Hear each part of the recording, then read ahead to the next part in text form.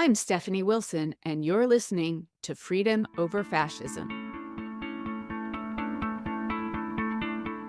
It was in 2020, for the presidential, of course. That's where I really upped the stakes, and I decided to make it more of a formal thing.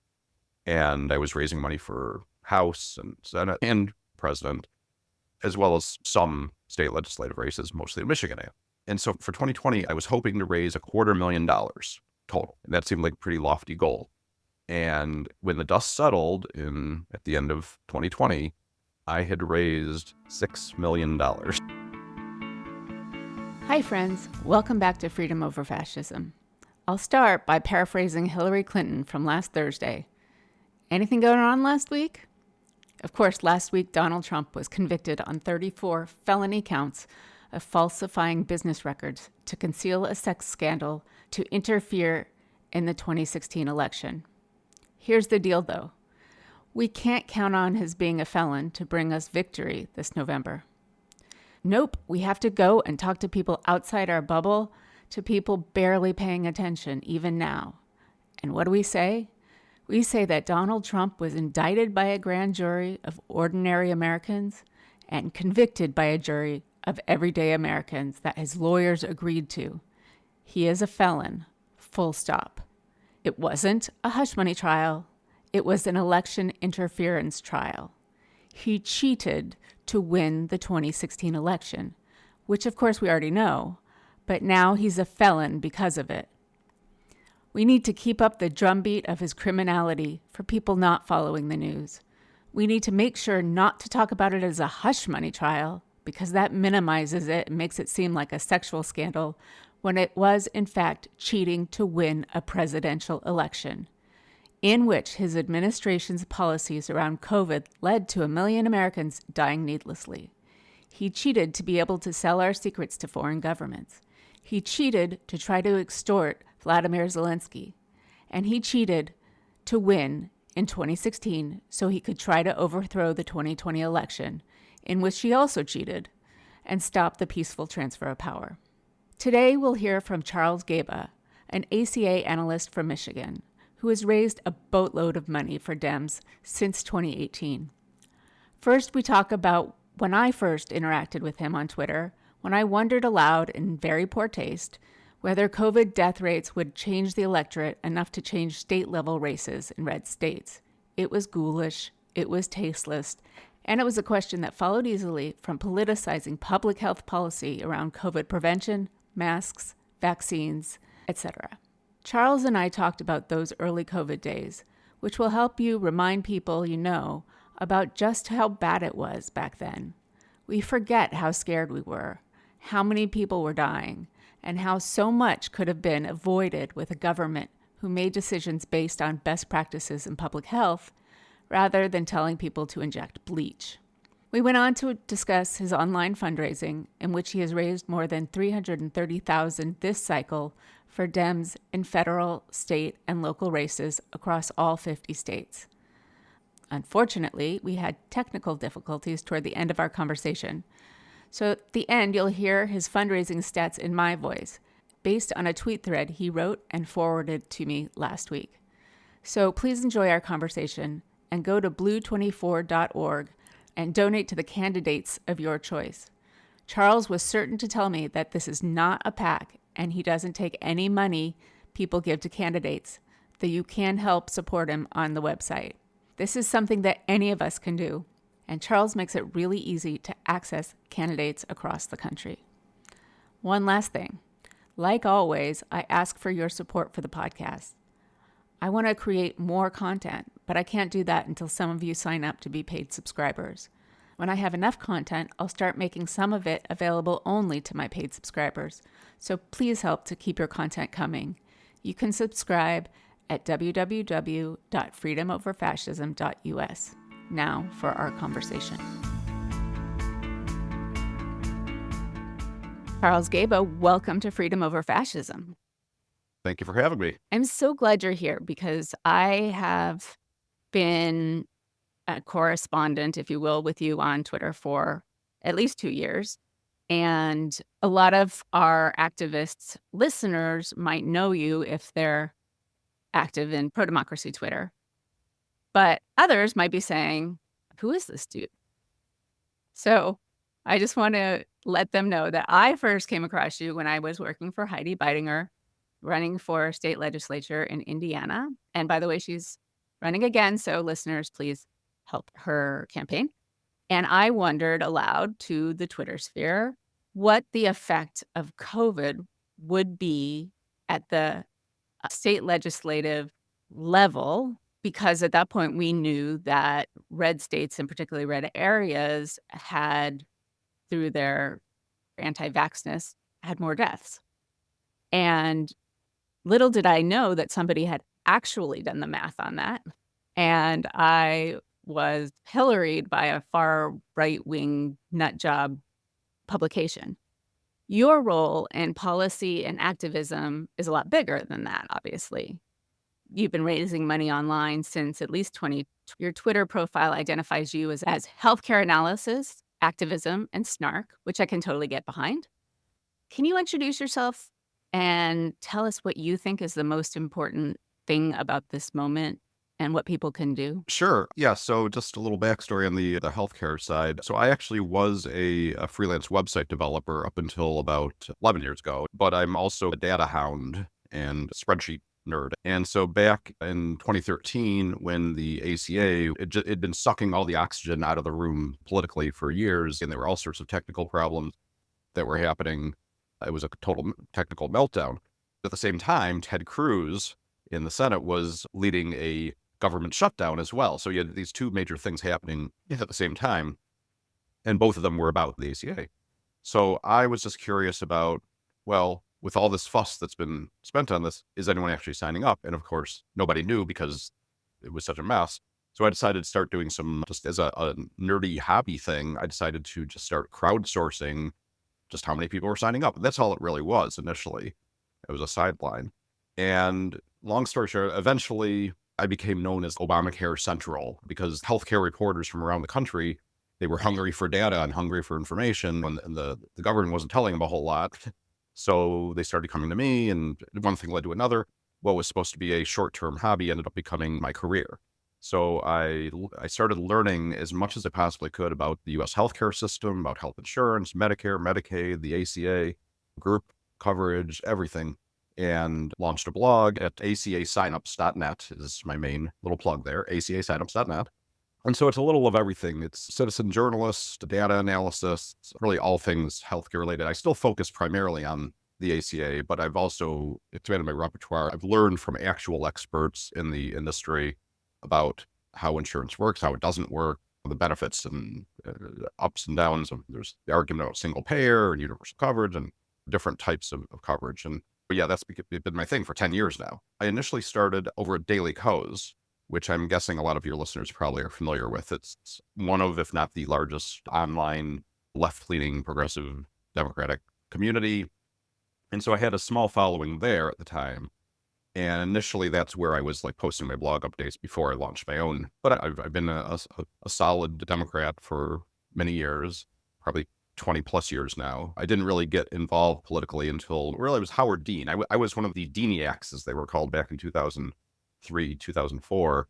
I was a huge Howard Dean fan. He's the one who inspired me to get involved politically. And then so I stuck with it ever since. So that's been about 20 years now.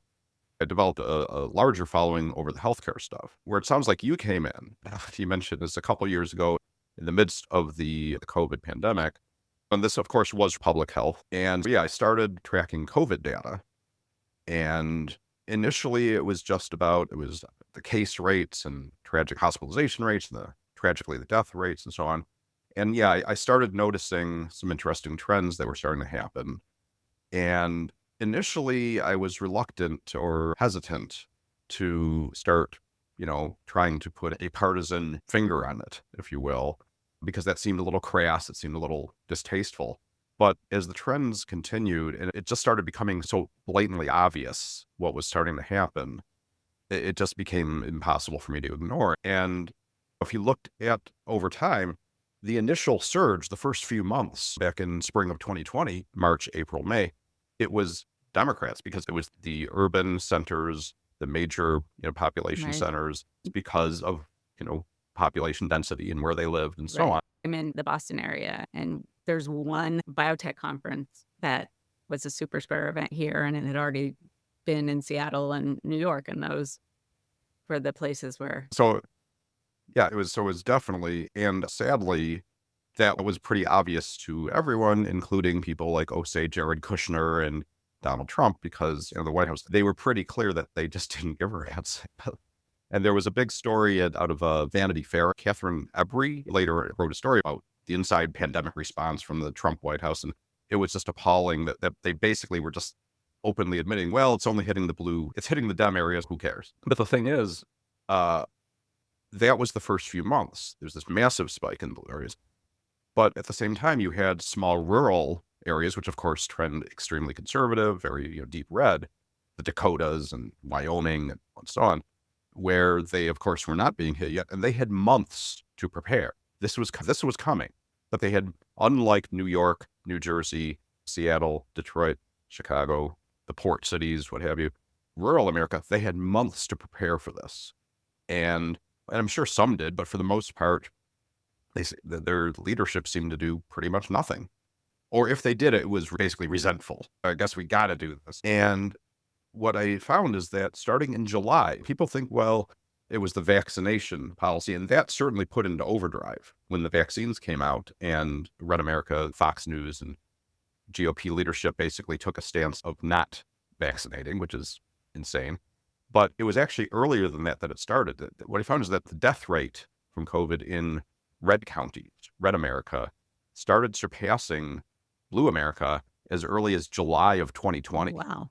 It was 9 months before vaccinations became widely available, because basically it was the other mitigation methods, masking, social distancing, that sort of thing, that basically were just being blown off. And then when the vaccines started becoming widely available to everyone, that was when the divergence started becoming clear, that Democrats were getting that jab as soon as they could, and Republicans, like under 65, basically were just blowing it off. Right. And yeah, and then the rest is history, sadly. I don't want to spend too much time on this because we've gotten Sure. a lot further, although it's part of the narrative understanding of the divergence of and the polarization among people in the different information ecospheres that had been in existence for a long time. But I'm in Boston, and I never saw anyone without a mask. Nobody was eating inside. Nobody was seeing their friends. And then we learned it was safer to be outside. And then people did things outside, even in the winter, deep winter. So when I was working with Heidi in Indiana at her launch, she said masks are optional, which from my perspective was, okay, maybe a few people won't wear masks. She said masks are optional, but we're public health friendly here. So if you want to wear a mask, you're welcome to. And I was like, that just made my mind explode, because here, okay, we're a center of biotech. We have really highly educated population. And so people believed in health care. In fact, the ACA started here under Mitt Romney. But it was such a different outlook. I remember listening to Andy Slavitt religiously in the beginning, because he's the only one getting out good information about COVID, and knowing that people just weren't paying that much attention, didn't think it was going to affect them, thought that it was a hoax or whatever, was really crazy. So moving past COVID, one of the things we talk a lot about here is the importance of running candidates everywhere on local and state levels, because we give up so many seats that we do not contest.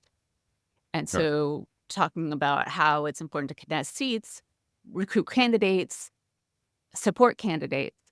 And what you're doing with fundraising is part of that, because it's the entire field that's important and not just a presidential election. Because when you're finally contesting a seat after years of not contesting it, there's people out there who will vote for you, and those votes will trickle up to the top of the ticket and reverse coattail. Can you tell me a little bit about how you got to the idea of fundraising and how you made your decisions in the first place, and then also how it's going? Sure. I'm going to say this up front so I don't forget to say it later, which I will several times, I'm sure. If your listeners go to blue24.org, that's BLUE24.org. So that's just a website that I've set up. And I want to clarify, this is not a PAC. This is something I have to stress over and over. This is not a PAC. It's not an organization. It's just a repository of links to ActBlue pages to just make it simple for people to donate to Democratic candidates. I receive nothing from this. That's something else I need to clarify. I'm not making any money off of this. Or rather, none of the money that I raise is going to me. If people want to donate to me personally, they can, but none of the money that I raise goes to me. It all goes to the campaign. Yeah, basically, I really started back in 2018, just dabbling with it. Really, all it was that I discovered that ActBlue, which at this point, I think something like 90 to 95% of Democratic candidates at the federal, state, and in some cases, even local levels utilize the ActBlue platform for their fundraising. That's grown over time. It used to be a mishmash of, you had NGP and PayPal and whatever, Venmo, whatever online fundraising tools people had. But more and more, Blue has become the de facto default for Democratic candidates and campaigns. But they have a whole suite of tools that you can use. And the main one is that I found most useful is the Slate tool, which means that if you have an ActBlue account and you want to raise money for a candidate, you can create your own page to raise money for them, but you can also add a second candidate or a third or 5 or 10 or 20. You can add, as long as they have an active ActBlue account, you can slap together basically any Democratic candidates for any races. There's a few limitations, like judicial races. Sometimes they aren't allowed to be on the, because those are, in some states, those are nonpartisan races officially, that sort of thing. For the most part, any Democratic candidate running for any office, as long as they have an active account, you can just slap them on the same page and raise money for all those candidates at once. And if somebody donates $100 and there's 5 candidates, by default, it'll be split $20 a piece.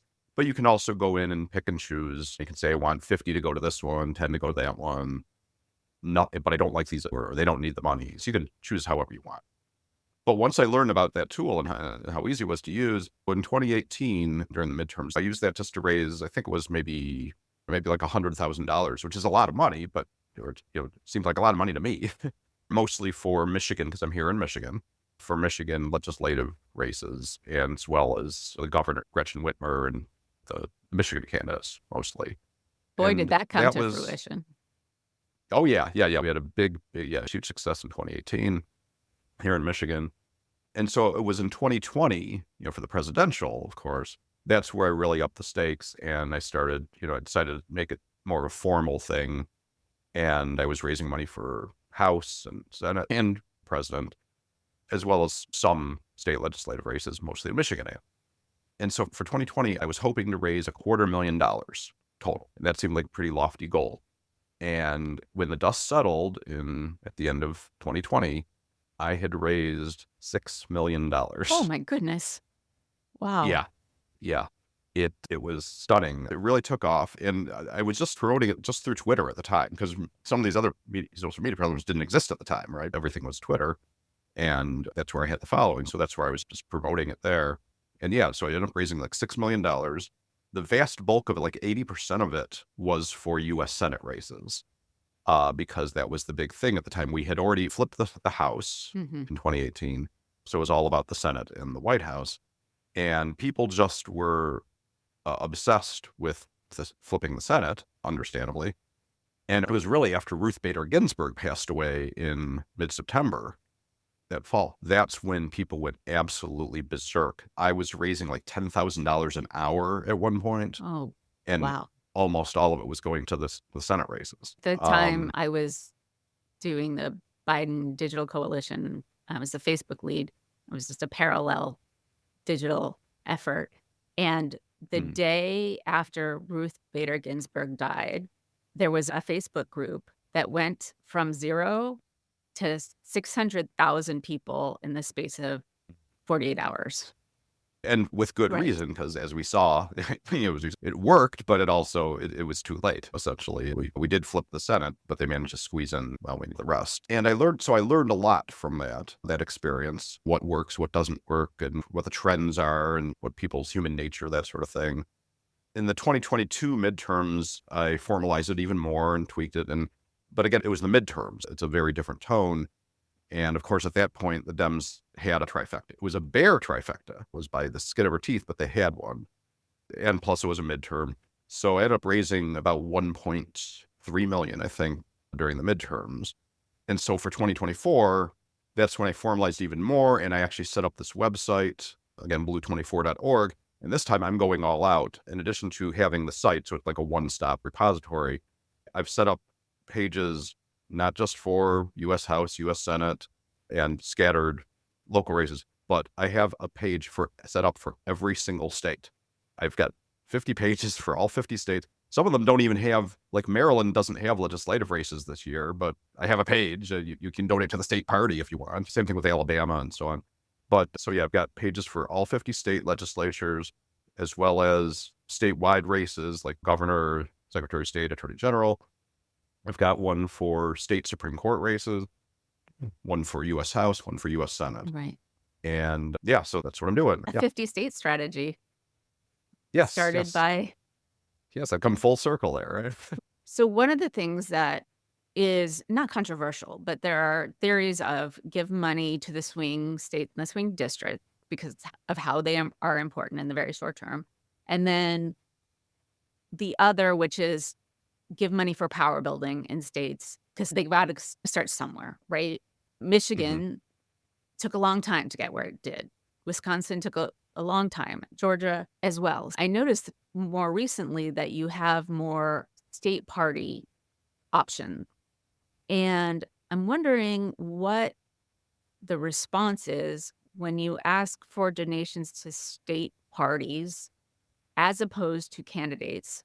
How is that shaking out? I've posted a few threads about this, about my philosophy here, and I'm trying to walk the tightrope here because, as you said, there's two schools of thought here. One is the more pragmatic, focus on the swing districts only. Those are the most important ones. Don't waste resources on these districts that nobody can win, right? And there are strong arguments to be made for that. We have limited resources. We have to allocate. We have to triage. And that is a valid argument. The flip side of that is, again, the 50-state strategy and leave no Dem behind. That if you abandon a red district or a red state, if you abandon it for too long, then eventually you're never going to be able to get it back, or it's going to be 10 times harder to get back, that sort of thing. Not to mention, you've got Dems, as you said, running in a tiny little blue dot in a red sea who are desperately trying, but they're not getting any support. And so I respect that. I respect them for putting their neck out and giving it the try. Plus, there's the fact that you have to look at the bigger picture that for a statewide race or even a larger district race, like maybe you're in a small state house district, but it's part of a larger congressional district. And your district may be deep red, but the district as a whole may be competitive. Or, of course, the state may be competitive. Every vote for you, hopefully, they're going to vote, as you said, the reverse coattail effect. That hopefully, they're going to vote for Dems up the ballot as well, those larger races. So maybe you're not going to win, but you'll help your congressional or Senate or governor candidate win. So it's like the sacrificial lamb kind of thing. Right. So there's strong arguments both ways.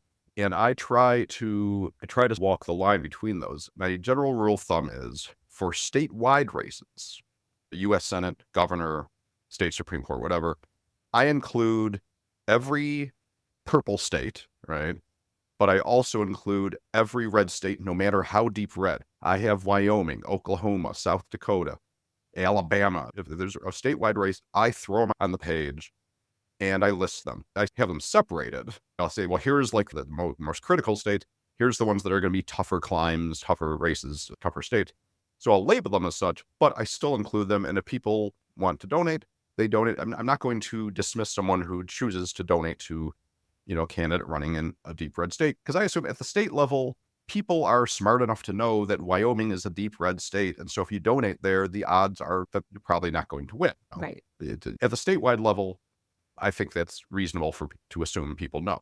So they have their own reasons. Maybe they just really love that candidate and they think that they want to encourage them to try again in the future. Maybe they're just trying to help build the state party, etc.